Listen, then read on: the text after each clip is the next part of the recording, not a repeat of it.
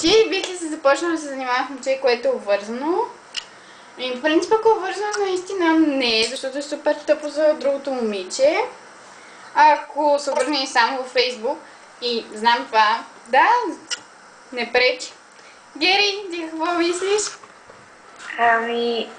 Значи, за да направиш такова нещо, в смисъл трябва да знаеш много за този човек.